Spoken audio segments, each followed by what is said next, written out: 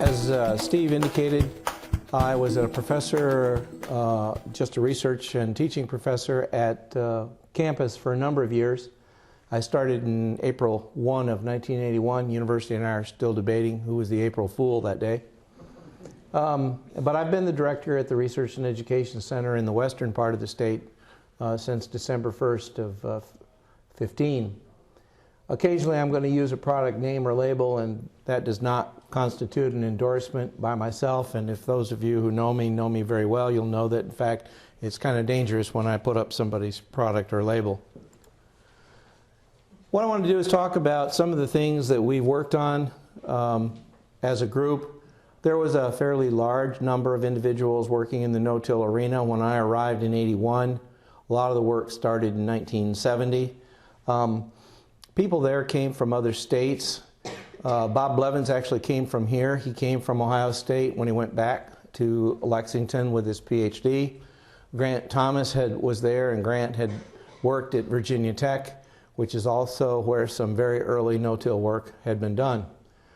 And so what I'm going to talk about is some of the issues with plant nutrition and yield and no-till soil properties, and then I'm going to make the case that I think that long-term research can do a lot to inform us about answers to a number of questions. Now, by definition, I'm going to call long-term research something like 5 years or more.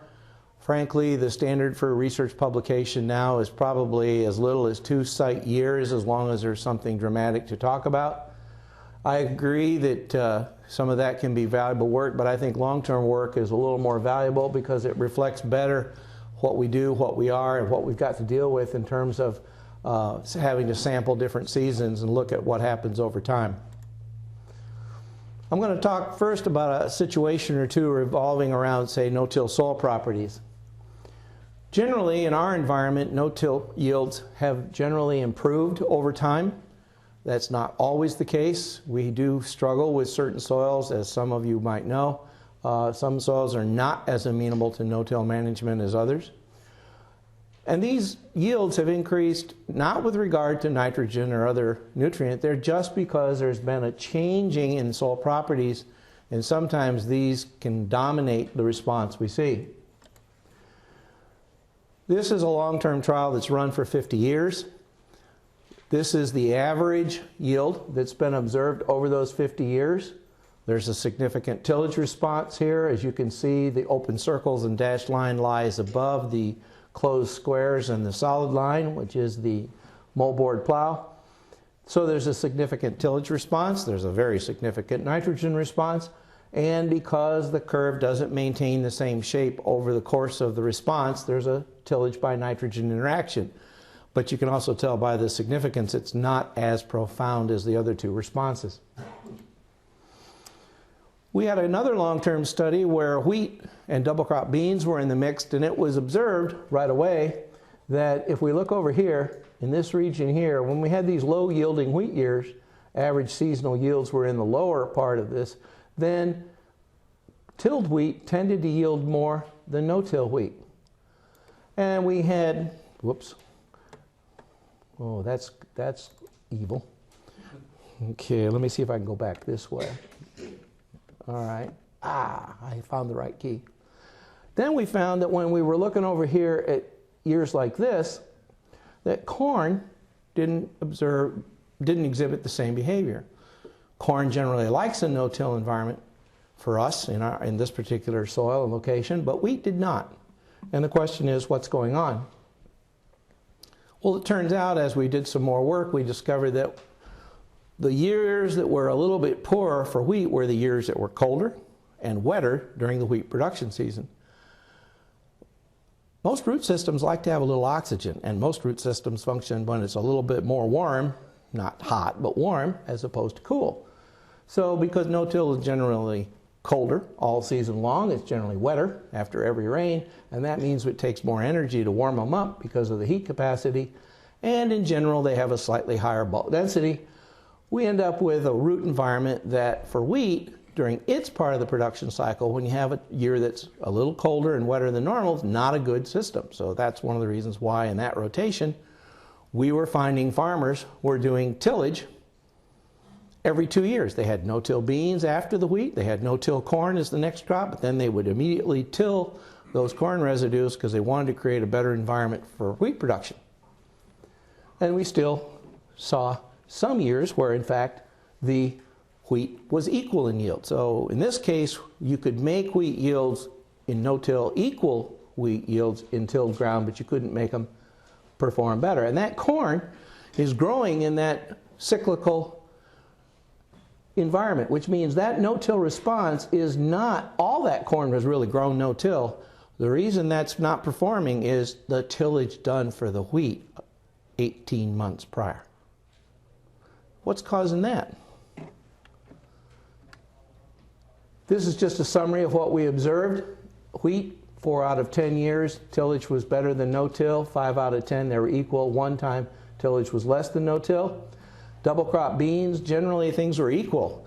People tend to think double crop beans really like no-till. It's a planter's time that people like to do no-till double crop beans. What double crop beans need is water.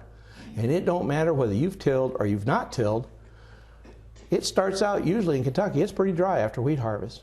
So therefore, it's really 7 out of 9 times, it's just water. Corn, however, is a very different animal. 4 out of 8 times, tillage is actually inferior to no-till, and the other 4, it was equal.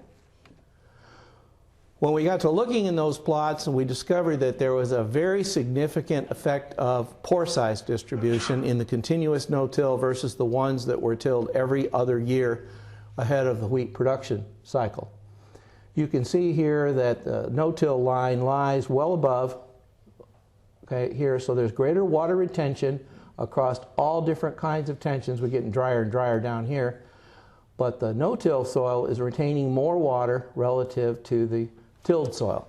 And in that particular environment, that was the reason why corn was doing a better job. Part of that was due to why were we retaining more water? We had porosity in both environments. This is a well-drained soil. But the difference was in the kind of structure that the long-term no-till had promoted and which was being destroyed every 2 years in that cycle with wheat. There's better functional utility. It also helps resist erosion, and it also helps resist compressive forces, as some of you might have heard from an earlier presentation today. But if you just do a soil test on this, you're never going to find that. Chemistry will not help you understand physics.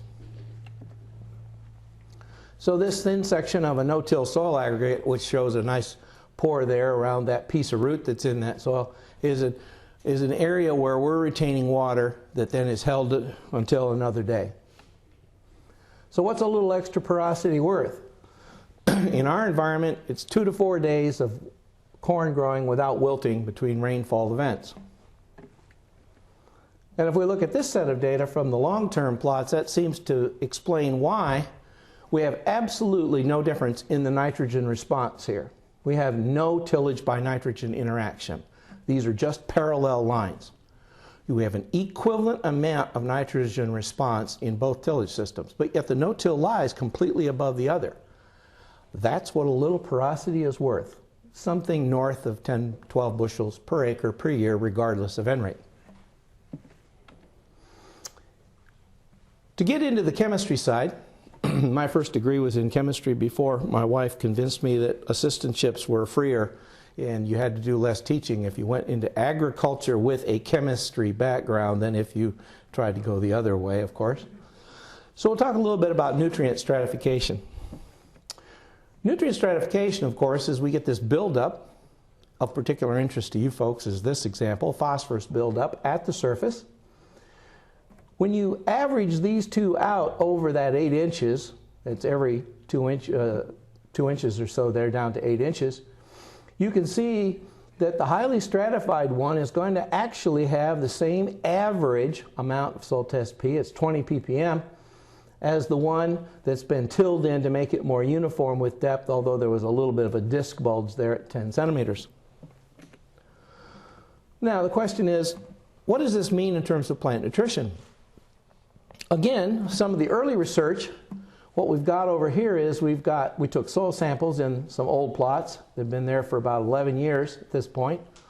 and published about 5 years later, the way faculty like to do things. We have a 0 to 2 inch increment, a 2 to 6 inch increment, and a 6 to 12 inch increment. And we measured soil test K in each of those individual increments. This is the no-till, and this is moldboard plowed. Now, by the way, most of our long-term plots are moldboard plow because in 1970, when these were started, that was what was called conventional tillage. So when some bugger tells you conventional tillage, the first question that should pop in your mind is, what the hell do you mean by conventional tillage? And if you think I'm bad about doing it in public, you ought to see what I do when I get a manuscript to review. Okay? Now going forward here, so then what we did was we said, okay, let's look at these increments, like we'll take 0 to 2, which is still 1/7. Now 0 to 6 is 1 part this and 2 parts that, and I get an average of 126. And 0 to 12 is 1/6 this and a couple more 6 this, and then the rest 3/6, and that's a 105. And moldboard plow, same thing. There's a little bit of stratification even in the moldboard plow environment, by the way.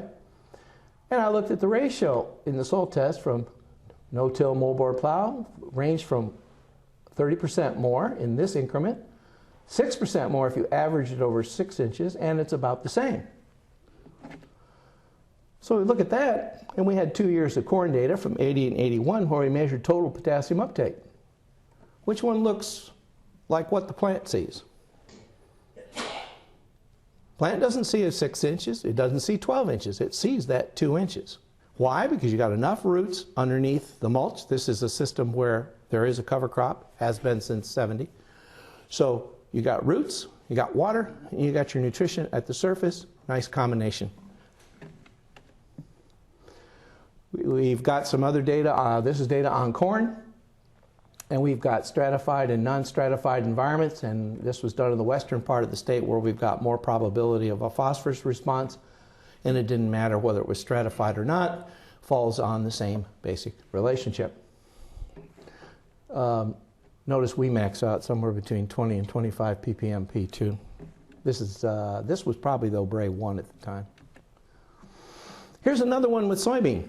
In this particular study, what we have here is we have a low stratification environment, meaning nutrients have been incorporated in the soil, and a highly stratified no-till environment. And we imposed within that a starter treatment. S0 means no starter. S1 means starter was used. In the environment where we have uniform incorporation, we got a really nice big response to starter. But over here, we didn't get anything because you already have a band. It's just a horizontal band as opposed to another kind of a band. So you have it. Another thing that changes is, for us, is soil phosphorous chemistry. In this particular case, the study was done over a period of about 12 years or so. And they put on, every 2 years, they put on 92 pounds of P2O5 per acre, about 40 pounds of P per acre. So that's this amount of cumulative P applied. It was applied every 2 years ahead of corn. They grew alternating crops of corn, soybean, and they accumulated the amount that was removed in the grain. This is a grain system only. And then they monitored the change in soil test P in the 0 to 3 inch for action and 3 to 6 inches. 3 to 6 inches is this bottom line here, and you can see nothing happened there. It's just flat as a pancake. But the 0 to 3 is going up modestly, so they're getting a little change. It started here, though. It started down around 15, 16 ppm P. So, what does that mean? Well, it turns out it took, when you did the subtraction, and then you took the amount of P2O5 that was left over after you subtracted what you removed from what you applied, every bit of this change in this line in soil test P in that upper 3 inches, it took about 8.2 pounds of P2O5 to change that soil test P by 1 pound per acre. But when you look at what our data shows when we've got soils that are well mixed in the lab and incubating, it should have taken 12. But it doesn't take 12 in a no-till environment where you're not stirring it up and where you've got organic matter that somewhat interferes with the ability of phosphate to get bound up and fixed. But what makes a calculation like this possible is a dozen years of field work. Hence my slide, if you don't mix it, you don't fix it. Now, if stratification is such a damn good thing in no-till, when do you need the most nutrient management? Well, nitrogen. Nitrogen is by far the biggest challenge in no-till nutrient management. I don't think the micros are, I don't think sulfur is, although sulfur can be at times ugly. But the bottom line is, compared to P and K, nitrogen is a much bigger challenge in no-till because you've got additional losses to deal with that in a tilled environment you can mitigate somewhat. For example, you got to deal with immobilization. If you don't put nitrogen below the surface, if you drop it on the surface and you've got residues there, you're going to get immobilization tie-up by the microbial community. In some soils, not all, you could have leaching because no-till has rather large continuous porosity. If you have a poorly timed nitrogen application and you get a heavy rain, you can get nitrogen leaching through preferred macropore flow. Denitrification, remember what I said, no-till soils are wetter.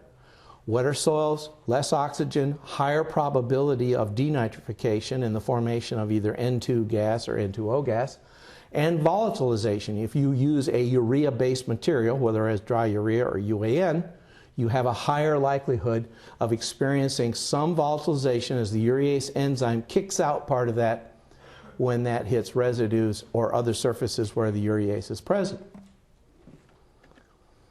To avoid those, you really have to concentrate on understanding the biological community because almost everything about nitrogen, with a possible exception of physical leaching, is driven by understanding this microbial community. And you have a larger community in no-till. It is more stratified. You can take advantage of the fact that it's stratified heavily at the surface. You have a shift towards, again, a more anaerobic, less aerobic, therefore more reductive, less oxidative microbial environment. You get much slower aggregate turnover. You're not busting up aggregates with tillage all the time, so you're not exposing fresh surfaces to biological action. So you end up, the net effect is we have faster immobilization, faster denitrification, faster volatilization, but slower N mineralization and slower nitrification in typical no-till environments in the spring, particularly with corn. We can do some things though. We can reduce some of the risk by just simply splitting nitrogen or delaying part of it. This is an example where the upper part is from a set of plots saying 07. You've got 6 different nitrogen rates here. And it's pretty clear at the upper nitrogen rates it really paid to apply part of that nitrogen. 33% was applied at plant in 07 and the other 67% was applied later around V5, V6. In 08, when it was drier and the whole yield potential drops, it didn't make a difference. Now you might say, okay, I've incurred a cost. But I'm arguing you also got other acres that are more, fields that are more probabilistically going to be wet in the average year, and now we're dealing with wetness almost every year, where this investment in this equipment, in this technology, has a better probability of paying for itself also in a no-till environment. You can also go for the gusto with some of the stabilizers. This particular product is called Instinct. It's marketed as N-Serve. It's nitropyrin generically. You can see here there was a clear yield response at both 80 and 120 pounds of N per acre to the use of that nitrification inhibitor to keep that product from being denitrified and or leached in this particular soil environment. My take home on nitrogen inhibitors and stabilizers are there's a lot of different things on the market. There's a lot of them that aren't worth a tinker's do-da-day. There's a number of good molecules that work. NBPT works for volatilization. Nitropyrin works for nitrification. So does DCD and a couple of others. But there's a lot of junk on the market that's not worth much. And there are these other alternatives. You could do better placement. You could split or delay the application. And in some cases, they may be cheaper and they may be more doable in the long run. Now I'm going to diverge over to a little bit of a discussion of what we've observed in terms of soil carbon and nitrogen changes. And I'm going to particularly focus on soil carbon. And how much difference due to tillage and fertilizer nitrogen do we observe? There was a number of stories about how nitrogen was causing carbon to be burned out of soils and all that hooey and all that. But when you have results like this, we went to one of our long-term plot studies, and what we did was we added nitrogen, so the upper part is the observed yield response when the actual rates of nitrogen were applied in that particular year. No-till's on top, moldboard plow is on the bottom. Got a nice spread, but you've also got a nice response. But here's the interesting part. The plots were split in half. And the long-term rate was not applied to the ones that are in the closed circles and the closed squares. So you can grow, if you've had a history of good nitrogen application, you can grow 150 bushel corn in that year without any more in.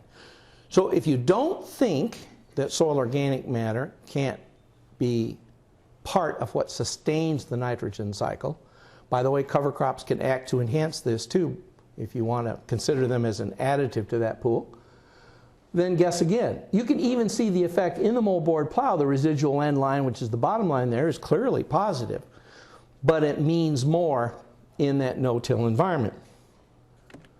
So one of the things we wanted to do was what's been happening in some of our long-term plots. So I'm going to share with you the results of one study where we looked at the role of fertilizer and tillage in soil accumulation or loss.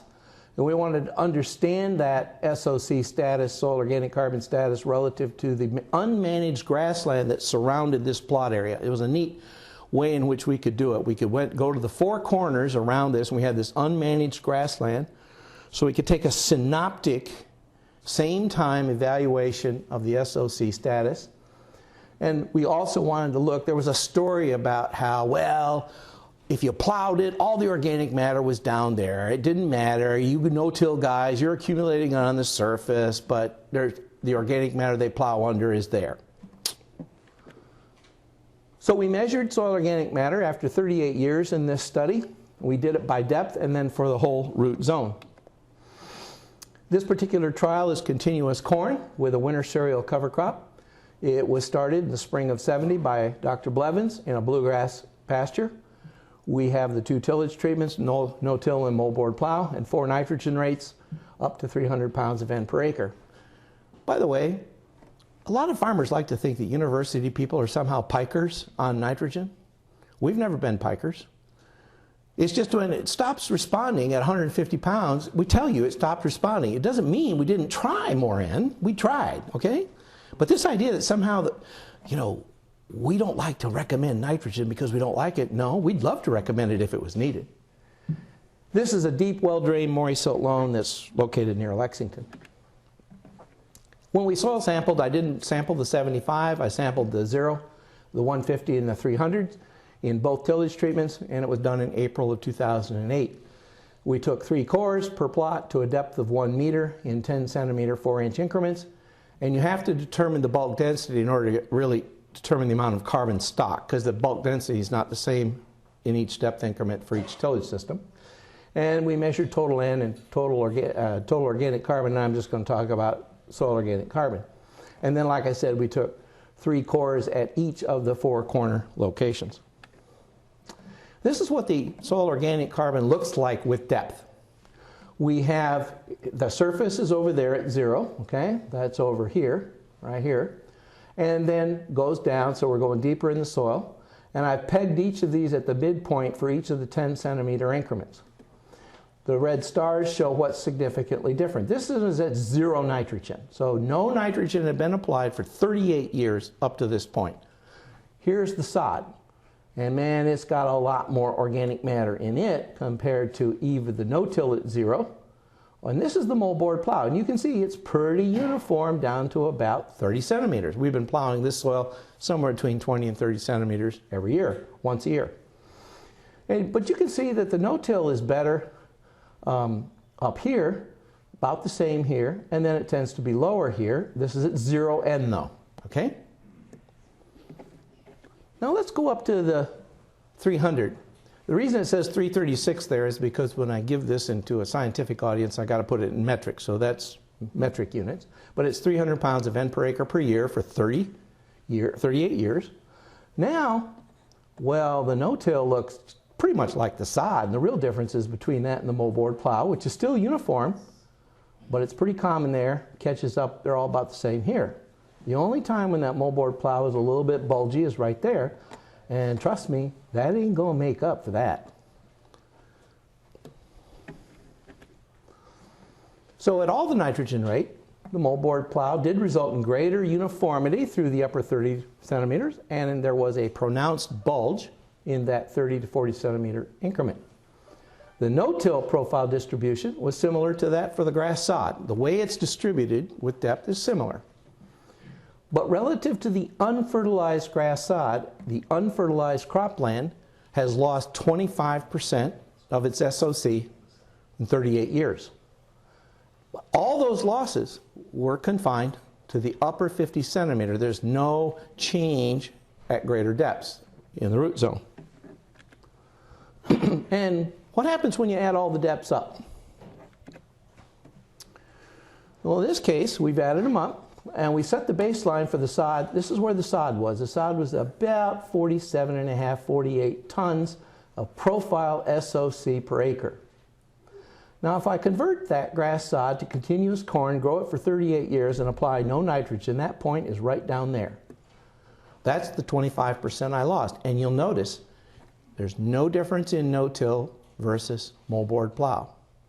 You grow corn that long, suck the nitrogen out, then there's no nitrogen to help reconfigure carbon to be retained. They both plummet to the same level. By the way, they didn't probably plummet at the same rate, but after 38 years, they're at the same point. Okay? Now, if we apply the agronomic rate, by the way, the recommended rate for this soil is the 150. The no-till is pulled ahead, modestly ahead of the moldboard plow in terms of the amount of SOC, and we're down roughly 18%. So it's not as bad as having none, but we're still down quite a bit. We've removed more nitrogen and or lost more nitrogen from that environment than we've been able to retain. But if we get up here to the 300 units of N, moldboard plowing clearly has hurt us relative to no-till. No-till is right up here, right where the sod is, as long as we had 300 pounds of N to go with it. 150 pounds of N per acre per year that you didn't need to make yield, but you can maintain a higher level of organic carbon. So for those of you who love organic carbon, you can do it. It's going to cost you the hell of a lot of money, but you can do it. Maintaining soil organic matter is very important, but it is not an unalloyed good. It is not something you can do at the cost of other things. You have to think about the economics of that. Clearly, no-till allowed that to happen, whereas moldboard plowing was too oxidative. So using no-till management accounts for this gap. Adding fertilizer accounts for this gap between this and the baseline down here set by where both these zeros were here. So without added nitrogen, the SOC change due to the agroecosystem change from grassland to continuous corn was not affected by tillage. They fell to an equally low point. But moldboard tillage is a major oxidative force, and especially became apparent at the greater N rates, because otherwise they would have promoted more SOC retention. And that was probably helped a lot by the cover crop. The greater nitrogen gives you the opportunity for SOC formation with the cover crop and the corn crop residues. The last thing I'm going to talk about is what's been happening for 50 years in this same study with regard to yield, and what has that told us. So now we're going to talk about yield. Again, now I'm going to have the 75 in here, but we have the same basic study that I was using for the soil carbon story. Continuous corn, winter cereal. Now we're going to look at 50 years of yield data, and it was again started in 1970. By the way, Blevins ran these plots until about 96 or 97, and that's when I took over. So technically, he has more years in this than I did. But I guess when they were casting about for... When I started at UK, you could look up and down the hallway in soil science, and there were 6 other faculty who at least part of their time they spent on soil fertility experiments. By the time this happened, we were down to 2. Me and the extension guy. If you want to know what's happened to applied research in a lot of land grant departments, trust me, what's happened is the money to maintain applied research went away, and the money to do basic research grew.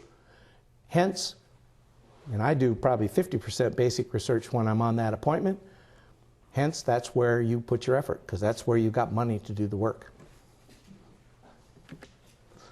This is what the landscape looked like, pretty darn close when that study was started in 1970. 50-year-old bluegrass sod. This is not what happens on your farms when you start no-till. This is an optimal starting point. This is a well-drained soil. It's a nice place to start no-till. It has weed problems because there's a lot of different weeds underneath that darn grass. But bottom line is, it's a whole lot better than a bunch of cropland like my dad had that's been beat on with a plow for 80 years or 80 plus years. Okay? So it's a nice place to start physically. Typically in this study we apply tillage and burn down herbicide treatments in mid-April, moldboard plow, 1 or 2 weeks prior to planting, and then disc harrow to level it out and make sure we knock the dead furrow out as much as possible. Corn gets planted between late April and mid-May, and we're using nitrogen and ammonium nitrate as our end source, and it's typically applied within a week of planting. Weeds have been in continuous corn for 50 years. You have certain weeds that evolve, give you a problem, and then those go away when you get the right herbicide, and then new ones emerge. Our current major problem is morning glory, which causes us to post-emerge twice. We use fungicides and insecticides only on seed treatments. We've never applied fungicide in this trial. It's up on a hill, got good air drainage. You just don't see, and I've always used hybrids that were resistant to things like gray leaf spot and stuff like that. Hand harvested typically in September, early October. Hand harvested because when these plots were set up, nobody at UK could afford a small plot combine except the variety program.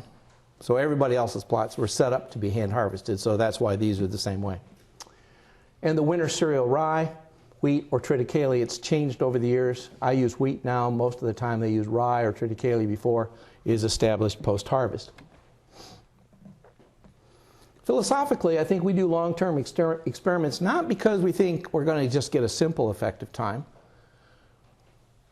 If that was it, I could do one for 3 or 4 years. But we do it because we think there might be an interaction between time and one of the management treatments. Something's going to happen that's either going to make yields go up or go down or interact with time. The problem with time is that it has both random and non-random components. The non-random part is we're like a dripping of a Chinese torture. We're applying the treatments every year. Drip, drip, drip. But then Mother Nature says, no. We're going to impose a seasonality to that response. That's the random part. Good years, bad years, wet years, dry years, cold years, warm years. And that, in rain-fed agriculture, creates a value for long-term trials as well. Now, before I get into the yield data, I want to make a certain number of assumptions going forward. The first one is, other management changes have been captured over time. We're not using the same hybrid that Blevins used in '70. We're not even using the same row spacing or plant population. Planting dates have shifted. Herbicide selection has definitely changed, and the rye establishment method is changed also. We drill wheat now after the crop, whereas he was hand broadcasting seed between the rows prior to harvest, hand harvesting. And we've had to maintain a certain amount of pH and management of other nutrients. We're going to make an assumption that 50 years pretty much adequately represents the population of seasons that are out there. And we're going to use the average annual experiment yield, the annual grand mean, as a adequate representation of what we'll call the quality of the season. So when the whole plot area yields low due to dry weather, that's the grand mean for that year. When it grows really well, even with a low, we put the low end rates in there too, we have a good representation of seasonal quality. This is a fairly typical nitrogen response. Those are those check plots. That's the moldboard plow on your left. That's the no-till on your right. You can see a difference, but they look equally yellow and terrible. But you can see that yield increment. Everybody hates statistics, so I'm going to make this about what I care about, which is what is contributing to 50 years in corn grain yield variability. 40+% of it is just the season, period. And when you combine that with the year by nitrogen rate changes and the year by tillage by N rate, then it works up to be something like 60%. So this idea of the seasonal effect is really important. That's the random part that causes a lot of variability in churning in yield. The next big factor accounting for a third of the variability is just pure nitrogen rate itself. So if we look at 10-year increments, that'd be 5 of these slides following one upon each other. Now this axis over here is going to be exactly the same from start to finish.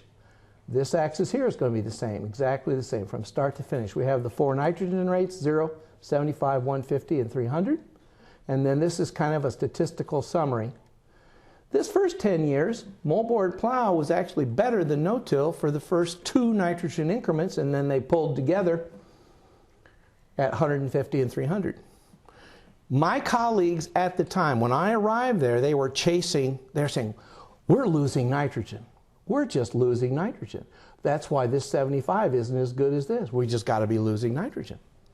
They thought it was leaching, so they chased leaching. You know, they chased denitrification because they thought it was denitrification. I don't think that's what was happening, but they were logical, scientifically based hypotheses to follow. Ugh, the 80s. Don't you just love the 80s? I remember them so damn fondly. Lots of dry years, lots of terrible seasons, but all of a sudden the response changes. Now no-till looks pretty darn good, particularly at the higher nitrogen rate, because no-till conserves water. And in dry years, that makes a huge difference, and that's what kicked in there. Different kind of a situation. Looks like the moldboard plow needs a little more nitrogen. 150 is not enough, whereas the no-till is leveled off. So still got an interaction there, but it looks more like no-till is pretty much pulled ahead, except at the highest nitrogen rate. In 2009, in the 2000 to 2009, we have a little different shape. We have kind of a narrowing down in this region down here and a wider up here. Starting to see occasionally a year with some response to 300 over this, but not enough to pay. And this is showing a significantly better response. If you hearken back to the organic matter, trust me, the moldboard plow is just burning carbon out of this soil. And it's burning carbon, it's losing nitrogen or sending it out the door, and you don't have any way of recovering except to try to do something. And this is in the presence of a cover crop that's growing in both tillage systems. You don't have a cover crop in the no-till and no cover crop in the moldboard plow. No, no, no, no. There's a cover crop in both systems, and the organic matter is still going down. Okay? This has been the last 10 years. We've lost, as I showed you before, there's no interaction. We have completely parallel lines, and both systems are now starting to show a nitrogen response that's somewhere above 150. Now, I don't think it takes 300. It may only take 15 or 20 pounds. But the bottom line is we've had wet year after wet year after wet year after wet year in the past 10 years. And all that moisture means we've had nitrogen losses out of the 150 and or greater corn yield to drive the need. So, and all the nitrogen here is going on within 1 week of planting. So we're not doing the right thing. We probably should be splitting it or delaying part of it in order to make that 150 work better for us. But you don't change long-term trials. You learn from what they tell you. So that was my lumping phase. Now let's go to the splitting phase. And the first thing you need to know is I'm going to present this data in 2 ways. I'm going to present it where the x-axis is the annual trend, meaning year 1, 2, 3, 4, 5, out to 50. And the other way I'm going to present it by seasonal quality. In other words, the dry years, the low-yielding years are going to be down here, and then the good years are going to be over here to your right. This is an example of the average annual seasonal corn yield. This is what those seasonal yields were like as a function of the year of the study. I'm going down into the 80s. I bottom out, coming out and that's what we've had. Now, we've had some devilish years. You can see what 12 was like right there. But we've had some other devilish years at this location where we've had some really low yields. If we look at the average impact of tillage, you can see that in this first decade, you can see that on average, moldboard was better. This is the moldboard line up here, and this is the no-till line here. But after that first decade, things turned around, and it's gotten progressively bulging wider between the two lines. But look at the scatter in the data. In these dry years, no-till really pulls ahead of moldboard plow, but nonetheless, generally speaking, no-till is always superior up in here to moldboard plowing. Now, when you change the data and present it the other way, this is the seasonal average experiment yield, okay? And you have tillage. You can see that no-till is generally better when it's drier years, but it's been pretty much better throughout. It's just been a better system. There was a time before the last decade when I plotted these data, it all converged up here, meaning there'd be no difference. Now I've got enough years out in here where it's separated, spaced. This is what it looks like when you look at the 4 nitrogen rates without regard to tillage. When you apply no nitrogen, that's this bottom line here, this relationship is about as sloppy. It has an R squared of only 0.32. It reminds me of my waistline. Pretty ugly. But man, you put on the first 75 units of N and it tightens up considerably. It's not as good as 150 or 300, but it tightens up considerably. R squared of 0.97, 95, 94. These are really tight relationships. So what nitrogen is doing in this environment is nitrogen is saying, I'm going to help you make the best use of that water to make grain as possibly can. So the 75 isn't as good as 150, but it certainly tightens up the relationship and gets you the most bang for the water buck you've got. If I look at that same data, though, presented as a function of year of study, well, then things are pretty ugly, and there's not much difference between whether you're at 0, that R squared is 0.43, and whether you're at these other ones. There's just a lot of scatter because of that. So when you're asking your extension specialist to help you understand how to make nitrogen recommendations year over year over year, this is the variability they're dealing with, not only temporal variability, but also spatial variability, because different soils, different fields respond differently. Okay? Your ability to predict is still pretty ugly. We're getting better at that, as Dr. Jim Camerato said from Purdue this morning, but we're not there yet. This is just the difference in yield to moldboard plowing presented a different way. At 0 pounds of nitrogen per acre, it took roughly 20 years before we predicted that it would cross over, and then there was a negative impact to moldboard plowing. It took that long for that plowing to burn out, pretty well burn out the organic matter relative to the no-till. But at 150 pounds of nitrogen per acre, it was never there at all. It just keeps getting worse. In other words, the benefit to moldboard plowing at this site under these conditions totally disappears in the presence of adequate nitrogen. Now, in Argentina, it'll be phosphorus and or sulfur now, so it's not always just nitrogen. But it can, but once you get adequate nutrition, as long as you're doing good weed control, the benefits to no-till clearly outweigh the benefits to tillage. And the historical nitrogen response, this is the response to the first 150 pounds of N per acre. You can see over here the dashed line is the no-till. At first we were getting a bigger yield response relative to moldboard plowing, but now it's crossed over, partly because moldboard plowing keeps chewing up organic matter and no-till isn't, but there's a lot of scatter in the data because of the seasonal variability. So the character of the tillage by nitrogen rate interaction has definitely changed with time in this study. Overall, though, the no-till corn environment has proven to be more favorable for improved yield potential with the better genetics and management that are coming, because it helps retain more water. Remember, this is a dry land environment. And with that, I'll thank you, and if I have time for a question or two, I'll take it.